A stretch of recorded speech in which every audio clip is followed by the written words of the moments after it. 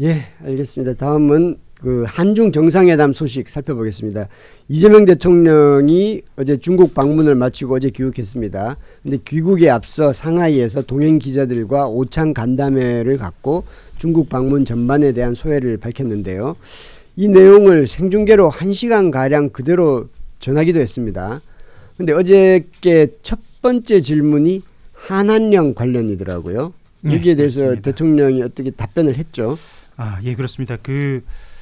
이렇게 얘기했습니다. 형식부터 말씀을 드리면 그 정상회담 있은 직후에 이렇게 오찬을 갖고 본인이 직접 그 자리에서 현장에서 설명하는 경우는 매우 드문 상황인 것 같습니다. 조찬 예. 간담회를 하긴 하죠. 근데 예. 보통 저렇게 안 하고 그냥 진짜 밥만 먹죠. 예, 밥만 먹고 이렇게 중계하면서 생중계를 하면서 기자회견처럼 하는 경우는 잘 없. 예. 이런 그렇진 경우가 않죠. 드물어서 사실 어제 편집국이 들썩들썩하긴 했는데요. 그 말씀하셨던 것처럼 한한령 관련돼서 질문이 나왔고 이 대통령이 이렇게 얘기합니다. 봄도 갑자기 오진 않는다. 실제 협의가 이루어질 것이다. 가능한 범위 내에서 점진적으로 단계적으로 이렇게 이야기를 합니다. 자, 지금까지도 제로 상태에서 오랜 세월을 보냈는데 단계적으로 원만하게 해결하면 될 것 같다라고 이렇게 한한령과 관련돼서 이야기를 했고요. 자, 시진핑 주석의 말도 전합니다. 석자 얼음이 한꺼번에 언 것도 아닌데 한꺼번에 녹겠나 이렇게 이야기를 했다고 하는데요. 조금 더 속내를 이야기를 합니다. 어떻게 얘기하냐면 갑자기 바뀌면 한한령이 없다고 한 게 있는 게 되지 않느냐. 그러니까 지금까지 중국에서는 그리고 한국도 한한령 없다. 자, 그런 점을 우리가 서로 이해해야 한다라고 한한령과 관련돼서 이야기를 했습니다.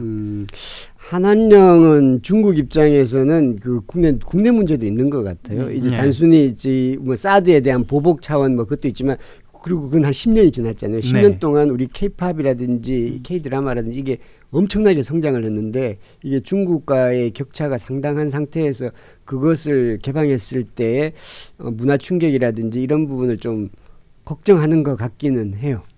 그렇기도 하고요. 네, 모든 건 여기는 그 정부와 당이 다 결정해서 진행하는 상황이고 아마도 이재명 대통령의 이야기는 말은 이렇게 하지만 중국이 한한령을 인정하는 것이라는 뉘앙스거든요. 예. 그러니까 지금까지와의 태도와는 중국이 조금 달라질 것이라는 것은 확실해 보입니다. 예. 그러니까 저도 그 점에 의미가 있는 것 같아요. 그러니까 예. 여기 대로 시진핑 주석이 석자 얼음이 한꺼번에 녹는 게 아닌데라고 얘기한 거는 그렇죠. 사실은 암묵적으로 우리가 좀 막고 있다. 한류를 막고 있다라는 걸 시인하면서 좀 시간 좀 걸릴 테니까 기다려라라고 얘기한 걸로 받아들일 수 있고 그렇다면 좀 어쨌거나 악화된 관계 속에서 그런 걸 좀 그 정도의 얘기는 할 수 있는 수준이 됐다라는 거는 뭐 의미가 있는 것 같아요. 조금씩 이제 네. 풀릴 수 있는 거를 기대할 수는 있겠지만 이게 갑자기 막 BTS, 블랙핑크가 막 들어가서 베이징, 상하이에서 공연하고 막 그런 그 갑자기 상황이 바뀌는 거를 기대하기는 쉽지는 않을 것 같아요. 않죠. 지난번에 그때 에이펙 계기로 한중 정상회담 했을 때 그 얘기가 있었잖아요. 박진영 문화예술위원장인가 해가지고 시진핑 주석 만나서 K-팝 공연 좀 허용해달라고 했고 그랬더니 시 주석이 왕이 외교부장한테 이렇게 지시했다라고 김영배 민주당 의원이 또 이렇게 SNS 올리고 해가지고 기대치가 살짝 높아졌던 게 있죠.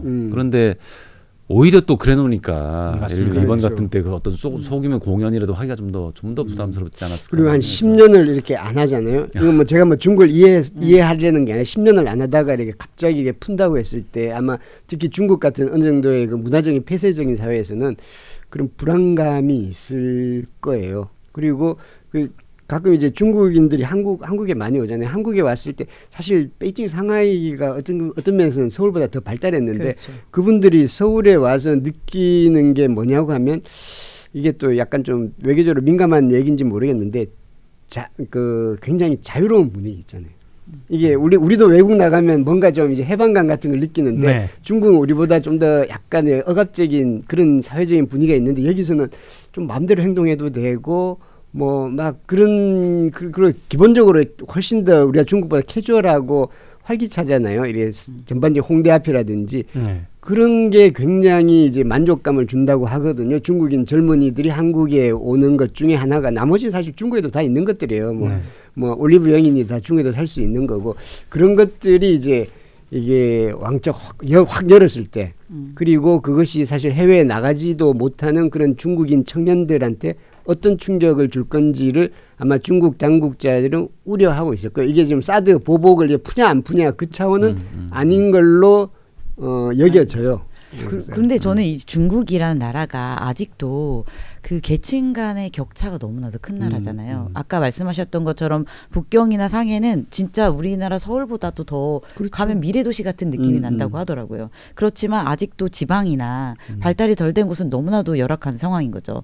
그런 상황에서 문화는 너무나도 빠른 속도로 침투가 되기 때문에 그런 부분에서 이제 천천히 녹여가자라는 얘기를 하지만 또 한편으로 이 이제 관계가 확실히 좋아진 것이다. 이 메시지가. 그리고 또 하나는 저는 중국이 자신감을 보였다라고 생각을 해요. 이제 어느 정도 그 시간 동안에 뭐 과학 기술의 개발, 그다음에 문화의 정말 이렇게 많은 부분에 이제 열림 그렇죠. 이런 것들에 대한 자신감의 표현으로 이제 녹이겠다라는 얘기를 하는 것 같고 지난번에 역사 얘기도 제가 말씀드렸잖아요. 한 10년 가까이 역사적인 작업도 많이 한 거죠.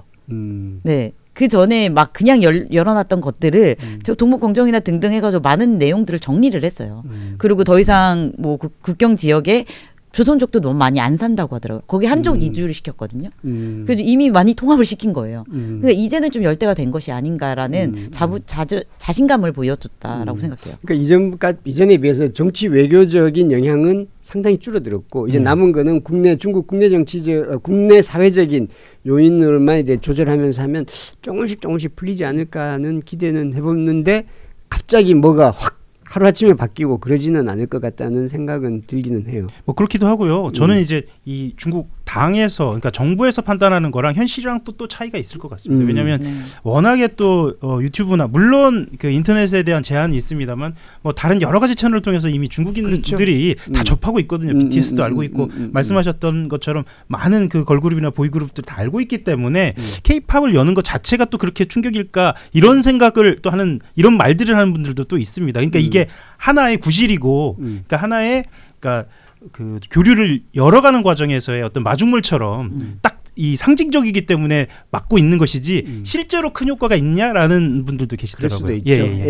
예전에도 우리도 그랬잖아요. 일본 그렇습니다. 우리도 옛날에 뭐 레이프 가렛이라든지 아주 예전에 레이프 가렛이고 뭐 뉴키즈 온 더 블락이라든지 이런 거 왔을 때 어른들은 막 놀랐는데 사실 그 어린 세대들은 다 알고 있어요. 다 알고 있는 아마 중국도 그런 게 있겠죠. 뉴키즈면 40년 전 같습니다. 그렇죠. 뉴키즈는 1990년대 초반이니까 30년이죠. 네.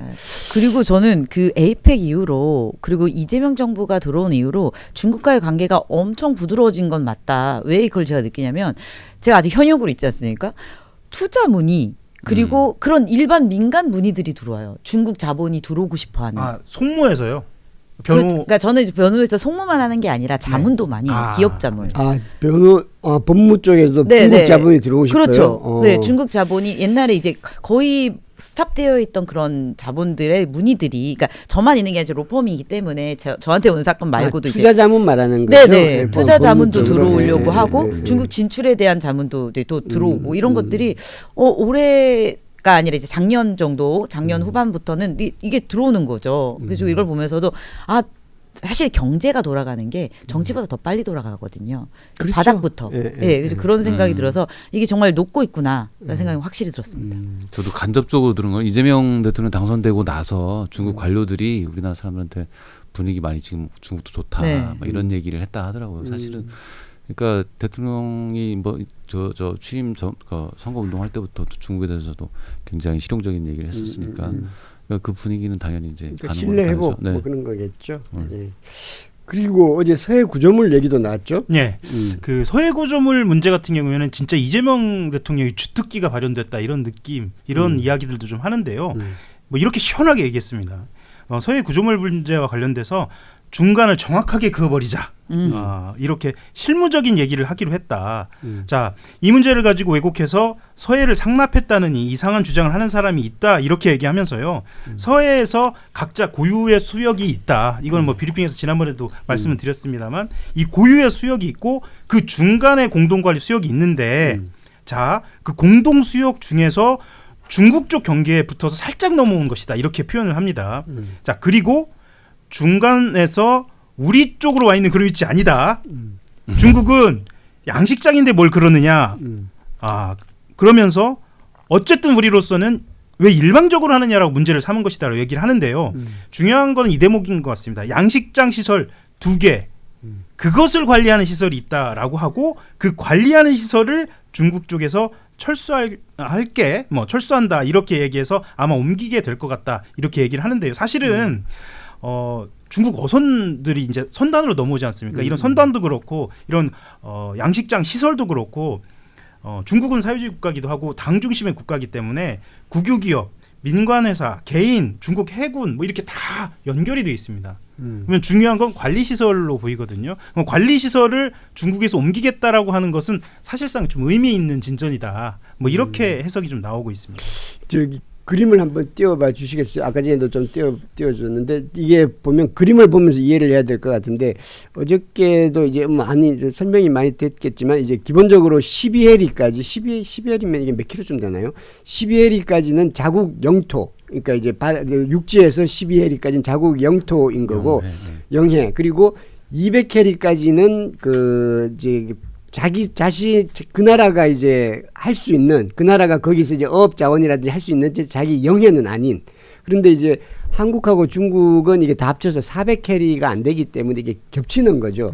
이게 겹치는 것을 지금 저기 보면 짙은 파란색으로 돼 있는 한국 중국이 겹치는 부분 저게 이제 겹치는 부분인데 저 부분은 잠정 조치 수역이라고 해서 이제 양쪽이 다 같이 가서 이제 할 수 있는 그러나 하더라고요. 그렇죠. 그러나 이제 자국 영토 영해는 아닌 그런데 이제 중국이 구조물을 설치한 거죠. 저 빨간색 있는. 그러니까 이제 이재명 대통령이 얘기한 거는 중국이 구조물 설치한다니까 이게 마치 우리나라 영해에다 구조물을 설치한 것처럼 오해를 하는데 그건 아니고 잠정 조치 수역에서 중국 쪽에 있는 중국 쪽을 살짝 벗어난 거기다가 구조물을 설치한 거고 그게 이제 양식장이고 하나는 양식장이고 하나는 그 양식장을 관리하기 위한 시설이다라고 이렇게 그렇게 설명을 한 거죠. 그래서 이제 그걸 하나를 관리 시설을 하나 철수하기로 했다라고 한 거고 이제 물론 이제 중국 쪽은 아예 거기서 밝히지는 않습니다.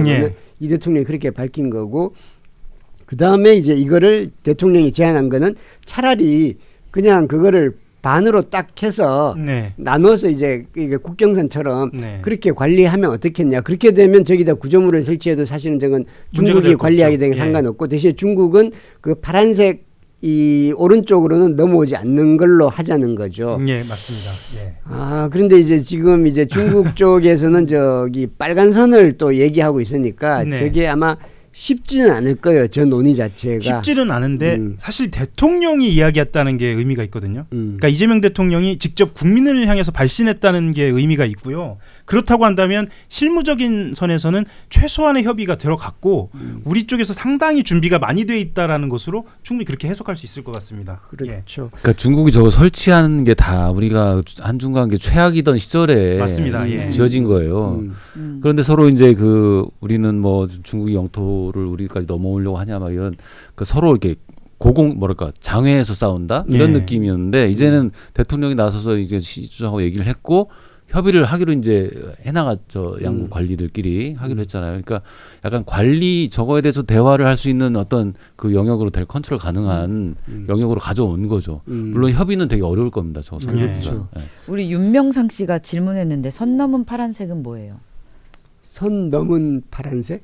제 생각엔 점선? 네, 제 생각엔 한중 잠정 저거 이제 조치 수역을 얘기하는 것 이재명 같아요. 대통령이 이렇게 우리 이 선을 그어가지고 왼쪽은 중국이 관리하고 오른쪽은 한국이 관리하자라는 이재명 대통령의 제안선이죠. 제안선. 그리고 이제 중국은 뭐 공식적으로 얘기하지는 않았는데 저 빨간 점선이 이게 이렇게 해야 되는 거 아니냐라는 이제 중국 쪽의 의견인 것 같고 이제 그거는 이제 영토 그리고 국민 인구 뭐 이런 거를 비례로 해야 되지 않느냐 이런 종합적으로 고려한 것이라는 중국의 주장이 있고요.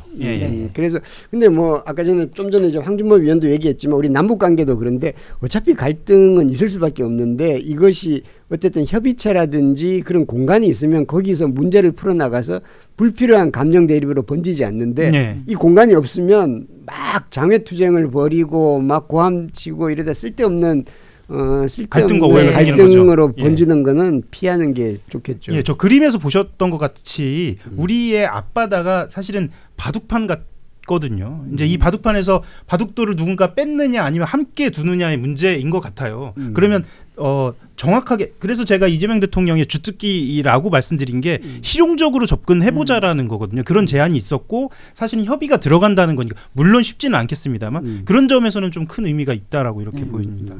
그리고 뭐 이제 비슷한 얘기인데 어저께 대통령이 말미에 이제 협중 정서 관련해서 이제 언급도 좀 있었죠. 예, 협중 정서와 관련된 얘기는 국내를 향하기도 했습니다. 사실은 중국에 대한 발신이라기보다는 이거는 국내 사정에 대한 이야기로도 보이는데요. 자, 이렇게 이야기를 했습니다. 그 협중, 협안 정서 이 행위와 관련돼서는 이를 개선해야 한다는 점에 저와 중국 지도자 시진핑 주석이죠. 모두가 동의했다. 근거 없고 불필요한 협중 조장은 없어야 한다. 자, 무슨 부정선거를 중국이 어쩌고 저쩌고. 자, 이거는 중국에서 부정선거를 했다라는 어떤 음모론을 정확하게 겨냥한 것 같고요. 자, 이런 정신 나간 소리를 해서 감정 상하게 하면 되겠느냐? 뭐 이렇게도 이야기를 했습니다. 또 쿠팡 얘기도 했어요. 자, 쿠팡의 범죄 행위자가 중국 사람이다. 어쩌라고요? 이렇게 얘기를 했거든요. 이게 굉장히 직설적입니다. 예. 그러면서 자, 일본 사람이면 그때 일본 사람 미워해야 합니까? 라고도 얘기하고 자, 쿠팡에 미국 사람 많은데 왜 미국은 미워하지 않습니까? 이런 이야기도 했습니다. 이게 사실은 쿠팡만 가지고 이야기한 것 같지만 이 협중 정서에 대해서 굉장히 상식적이면서도 본질적으로 좀 한 이야기로 이렇게 해석이 좀 됩니다. 어저께 이게 맨 마지막 질문이었던 것 같아요. 네. 저도 기자니까 기자들은 무엇이든 다 질문할 수 있다고 보는데 이게 질문 자체가 이게 서해 구조물 그리고 미세먼지 쿠팡 중국인 직원 이렇게 협중 정서가 있는데 이걸 뭐 어떻게 해결하시겠습니까? 뭐 약간 이런 톤이었어요. 그래서 제 생각에는 이 대통령이 그 질문 자체가 좀 편견이 있다. 그래서 조금 끌켰던 것 같아요. 맞습니다. 그래서 이게 미세먼지 지금 이게 잘 기억도 못하는 국민들이 많지 않냐. 왜냐하면 지금 우리나라 지금 되게 굉장히 깨끗해졌어요. 그게 사실 예전에 중국에서 넘어오던 게 중국이 LNG라든지 이렇게 그 친환경 에너지로 많이 바꾸고 재생에너지로 바뀌면서 이게 매연이라든지 이런 게 특히 중국의 전기차가 확 늘어나면서 맞습니다. 이게 이제 확 많이 그 영향이 있거든요. 근데 미세먼지를 끌어들였고 그리고 쿠팡의 중국인 직원 이제 쿠팡 중국인 직원 하니까 이제 쿠팡은 그럼 미국 기업이라는데 그럼 미국에 대해서는 왜 반미 정서가 없냐라고 그런 부분들을 언급하면서 이제 불필요한 협중 정서를 사실상 일부 언론이 좀 조장하는 거 아니냐라는 그런 불만감도 좀 내비친 게 아닌가라는 생각은 들어요. 근데 물론 지금의 사실 협중 정서를 제일 불러일으키는 거는 그 윤어게인 그렇죠. 그 극우 유튜버 들인 것 같아요. 뭐 그 이전에 스카이데일리 그 기사도 그렇고. 아니 프랭카드를 봐도 저 여행 왔는데 기분 좋게 아까 그 자유함과 해방감을 갖고 딱 봤는데 그 협중정서 프랭카드를 보면 저라도 기분이 나쁠 것 같아요. 다음에 여행하기가 불안하죠. 그렇죠. 무섭기도 하죠. 그러니까 우리도 마찬가지예요. 만약에 그럼요. 이렇게 되면 중국에서도 이제 그 일부 사람들이 그렇게 또 대응할 수도 있거든요. 그렇게 되면 서로가 이제 꺼려지는 게 되는 거죠. 그러니까 베이징이나 상하이 가장 번호가 그러니까 관광하러 갔는데 실제로 그 한국인들을 향해서 혐오 발언을 하는 시위가 벌어지고 있으면 가기가 좀 쉽지는 않죠. 그렇죠. 네. 예.